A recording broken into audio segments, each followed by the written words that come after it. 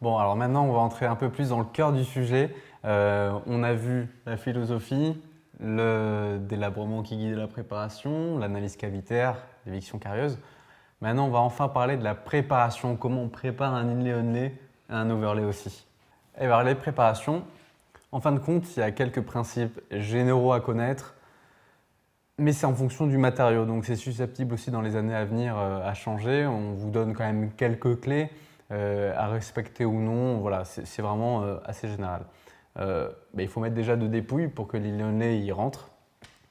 L'épaisseur entre deux parois, idéalement pour les matériaux qu'on a actuellement. Encore une fois, c'est susceptible de changer, ça sera 2 mm.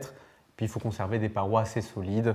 On verra un peu plus tard ça, des parois de 2 mm, 3 mm en fonction de la hauteur. Bon, on en parlera après. Ce qu'il faut retenir, c'est qu'il faut mettre de dépouilles, ne pas avoir de parois trop fines.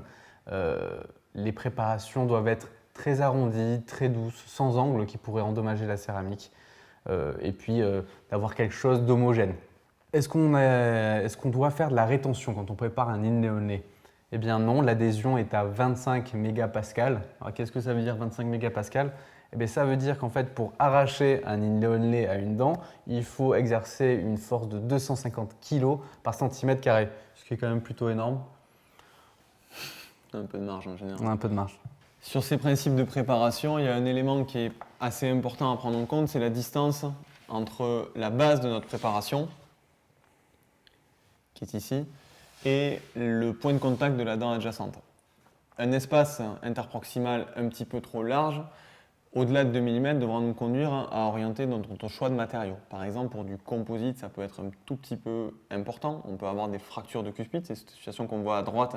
Là, en particulier, c'est une restauration qui avait été faite sur un patient avec une restauration par onlay indirect en CFAO. Le patient m'avait dit que c'était un cas qui avait été fait avec le CEREC notamment.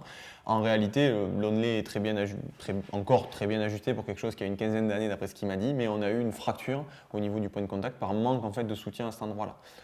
A priori, c'est plutôt un type de céramique, on le verra un petit peu plus loin, de céramique renforcée, mais pas renforcée avec un matériau comme du disilicate de lithium à l'heure actuelle, qui, à mon sens, dans des épaisseurs comme ça, au-delà de 1,5-2 mm de porte-à-faux, sont plus intéressants parce qu'on a une meilleure résistance intrinsèque du matériau et on s'évite ce genre de problématique.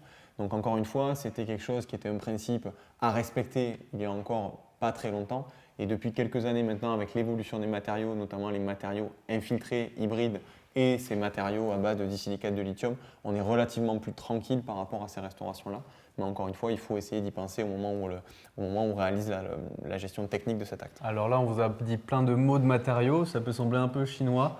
On aura une partie sur les matériaux pour bien les développer parce qu'entre hybride, disilicate, lithium, c'est des noms un peu barbares. C'est compliqué de s'y retrouver. En fin de compte, la classification est assez simple.